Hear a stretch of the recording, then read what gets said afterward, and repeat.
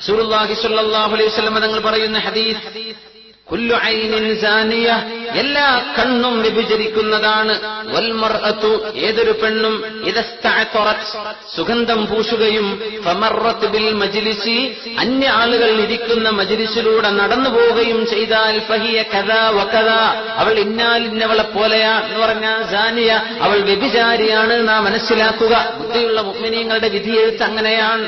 അല്ലാഹുവിന്റെ മലക്കുകൾ അതിനെ അങ്ങനെയാണ് വിധി എഴുതുകയെന്ന് അഷ്റഫുൽ ഖൽഖ് സ്വല്ലല്ലാഹു അലൈഹി വസല്ലം മറ്റൊരു ഹദീസ്, അയ്യുമംറഅത്തിൻ, ഏതെങ്കിലും ഒരു പെണ്ണ് ഇസ്തഅതറത്, അവൾ സുഗന്ധം പൂശുകയും, ഭർത്താവിന് വേണ്ടി സുഗന്ധം പൂശിക്കോട്ടെ, അവളുടെ വീട്ടിൽ, അവളുടെ പെണ്ണുങ്ങളുള്ള വീട്ടിൽ, അവളുടെ കുടുംബത്തിന്റെ ഉള്ളിൽ, അവളുടെ ജായിസായവരുടെ മുമ്പിൽ അവളാവാം. അതല്ല, പുറത്തിറങ്ങുമ്പോൾ അന്യ ആളുകളുമായി ഇടപഴകുന്ന ഒരു രീതിയിലേക്ക് കാര്യങ്ങൾ എത്തുമ്പോൾ അവൾ സുഗന്ധം പൂശി ഇറങ്ങൽ ഹറാമാണ് പെണ്ണിനെ സംബന്ധിച്ച്. എന്തുകൊണ്ട് ഹറാമാണ്? ഫമറത് അലാ ഖൗമിൻ, അവളൊരു സമൂഹത്തിനരികത്തുകൂടെ പോയി, ലിയജിദു റീഹഹ, അവളുടെ ഈ സുഗന്ധമൊക്കെ അവരൊന്ന് മണക്കട്ടെ എന്ന് വിചാരിച്ചിട്ടങ്ങ് നടന്നാൽ ഫഹിയ സാനിയത്തുൻ വകുല്ലു ഐനിൻ സാനിയ, അവൾ സിന ചെയ്യുന്നവളാണ്, അവളെ നോക്കുന്ന കണ്ണ് സിന ചെയ്യുന്ന കണ്ണാണെന്ന് അഷ്റഫുൽ ഖൽഖ് സ്വല്ലല്ലാഹു അലൈഹി വസല്ലം. മനഃപൂർവ്വം ആൾക്കാരെ മണക്കട്ടെ എന്ന് വിചാരിച്ച് നടക്കുന്ന പെണ്ണുങ്ങളുണ്ടല്ലോ, സുബ്ഹാനല്ലാഹ്, എന്താണ് ഇതിന്റെയൊക്കെ ചെയ്യാൻ? മആദല്ലാഹ് എന്ന് പറയാം. ഒരു പെണ്ണിന് അങ്ങനെ ദുർഗന്ധം എന്ന് വിചാരിക്കുക, അവള് സുഗന്ധം ഉപയോഗിച്ചു, ഒരു കുഴപ്പമില്ല, അവളത് മറ്റുള്ളവരെ മണപ്പിക്കണം, അവളുടെ ദുർഗന്ധം മറച്ചു വെക്കലേ, അതല്ല. ഇത് അന്യ ആളുകൾ എന്നെ നോക്കണം, ഞാനങ്ങ് പോയാൽ 1 കിലോമീറ്ററോളം എന്റെ മണം കണ്ട് ബാക്കിൽ വരണം. ഇങ്ങനെ പൈശാചികമായ ചിന്തയിൽ നടക്കുന്ന പെണ്ണുങ്ങൾ അന്യ ആളുകളുടെ മുമ്പിലേക്ക് അത്തർ പൂശി നടക്കുന്നത് വ്യഭിചരിക്കുന്ന പെണ്ണാണെന്ന് അഷ്റഫുൽ ഖൽഖ് സ്വല്ലല്ലാഹു അലൈഹി വസല്ലം. എന്നാ പിന്നെ സൗജ്, ഭർത്താവിന് വേണ്ടി ഇത് ചെയ്യണം, നമ്മൾ മനസ്സിലാക്കിയിട്ടുണ്ട്. ഭർത്താവിന് വേണ്ടി അണിഞ്ഞൊരുങ്ങേണ്ടവളാണ് പെണ്ണ്. ഭർത്താവിന്റെ മുമ്പിൽ അവൾ എന്ത് ചെയ്യരുത്? അവൾ ദുർഗന്ധത്തിലല്ല നിൽക്കേണ്ടത്, നല്ല സുഗന്ധത്തിൽ സൗന്ദര്യവതിയായിട്ടാണ് അവൾ ഭർത്താവിന്റെ മുമ്പിൽ നിൽക്കേണ്ടത്. അതിനെന്താണ് ഹദീസ്? അന്ന സൗജത ഉസ്മാൻ ഇബ്നു മദ്ഊൻ, മഹാനായ ഉസ്മാൻ ഇബ്നു മദ്ഊൻ റളിയല്ലാഹു അൻഹുവിന്റെ ഭാര്യ, അവരെ ധാരാളം സുഗന്ധം ഉപയോഗിക്കുന്ന സ്ത്രീയായിരുന്നു ആദ്യകാലം. അവരെ മൈലാഞ്ചി പൂശുന്നവരായിരുന്നു.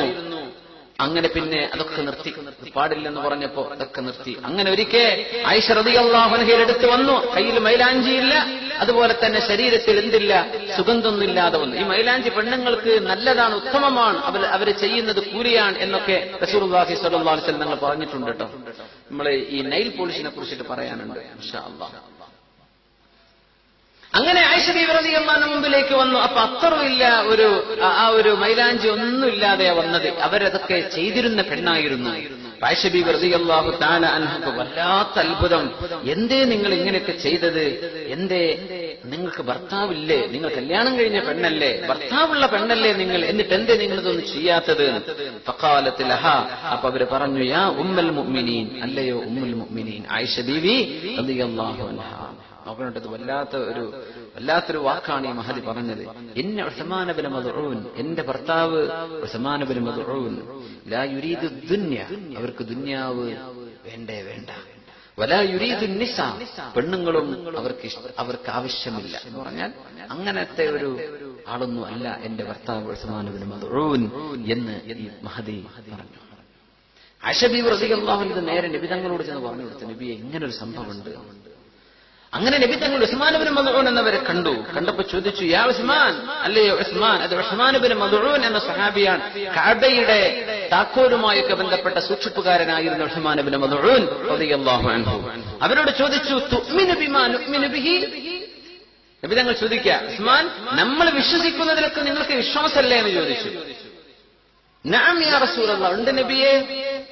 ഫഉസ്വത്തുൻ ലക ബിനാ, എന്നാ പിന്നെ നമ്മളെ കണ്ട് പഠിക്കുക എന്ന് റസൂലുള്ളാഹി സ്വല്ലല്ലാഹു അലൈഹി വസല്ലം എന്ന് പറഞ്ഞാൽ, നിന്റെ ഭാര്യയെ നീ ഒഴിവാക്കല്ലേ, അവരോട് ആഗ്രഹമില്ലെന്ന് നീ പ്രകടിപ്പിക്കല്ലേ, അവരോട് സ്നേഹം കാണിക്കുക.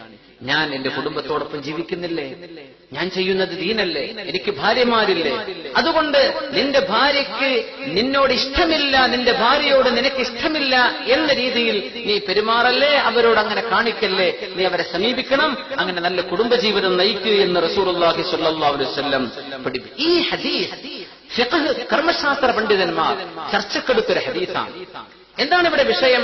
ആയിഷ ബീവി റളിയല്ലാഹു അൻഹ എന്തുകൊണ്ട് ഈ വിഷയം അല്ലാഹുവിന്റെ റസൂലിലേക്ക് എത്തിച്ചു? അത് പറഞ്ഞത് ഭർത്താവുള്ള ഒരു വഹിയ ദാത്തു സൗജിൻ, ഭർത്താവുള്ള ഒരു പെണ്ണ് ഇതൊക്കെ ചെയ്യണം എന്നാണ്. കുട്ടികളെ നോക്കിയിട്ട് പാത്രം കഴുകിയിട്ട് എനിക്ക് നേരം കിട്ടണ്ടേന്ന് എന്ത് ചെയ്യരുത്, പെണ്ണത് പറഞ്ഞു. കുറച്ചു നേരം ഇരുന്നിട്ട് എന്ത് ചെയ്യുന്നു, മൈലാഞ്ചില്ല, ഒന്ന് അത്തറ പൂശ, അഴുക്കുള്ള ഡ്രസ്സൊക്കെ ഒന്ന് മാറ്റിവെക്കുക, അവൾ ഭർത്താവിന് വേണ്ടി അണിഞ്ഞൊരുങ്ങുക. അത് സുന്നത്തുള്ള വിഷയമാണ്. അപ്പോഴല്ലേ ഹറാമിൽ നിന്ന് അകന്ന് അള്ളാഹു ഹലാലാക്കിയ ഹലാലിലൂടെ അതിൽ തന്നെ അള്ളാഹു കൂലി തരികയും ചെയ്യും. സുബ്ഹാനല്ലാഹ്. അപ്പൊ ഭർത്താവുള്ള ഒരു പെണ്ണങ്ങനെ ചെയ്യണം എന്ന് ആയിഷ റളിയല്ലാഹു അൻഹ ഇരുന്ന് മനസ്സിലാക്കി. വസ്തിൻകാറു ആയിഷ റളിയല്ലാഹു അൻഹ തർക്കൽ ഖിതാബി ഖിതാബി വത്വീബി യുശ്ഇറു ബിഅന്ന ദവാത്തിൽ അസ്വാജ് യഹ്സുനു മിൻഹുന്ന തസയ്യുനു ലിൽ അസ്വാജ് ബിദാലിക്. ഇതാണ് മസ്അല. ഭർത്താവുള്ള പെണ്ണുങ്ങൾ അവരുടെ ഭർത്താക്കന്മാർക്ക് വേണ്ടി ആ പെണ്ണുങ്ങൾ ഭംഗിയാവേണ്ടതാണ്. ഇതൊക്കെ ഉമ്മമാര് മക്കളെ കെട്ടിച്ചേക്കുമ്പോൾ പറഞ്ഞു കൊടുക്കണം. അങ്ങനെയാണ്. ഇത് മാതാപിതാക്കൾ മക്കളുമായി ഈ വിഷയങ്ങളൊക്കെ ചർച്ച ചെയ്യണം, പറഞ്ഞു കൊടുക്കണം, അറിയിച്ചു കൊടുക്കണം, അറിഞ്ഞില്ലെങ്കിൽ എന്നർത്ഥം. മറ്റൊന്ന്, അപ്പോ എവിടെ പറ്റും പറ്റില്ലെന്ന് മനസ്സിലായി. സുഗന്ധം അന്യ ആളുകളുടെ മുമ്പിൽ പറ്റില്ല, പക്ഷേ ഭർത്താവിന്റെ മുമ്പിൽ അവ ചെയ്യൽ ഏറ്റവും നല്ലതാണെന്ന് വരെ ആയിഷ റളിയല്ലാഹു അൻഹ പഠിപ്പിക്കുകയാണ്.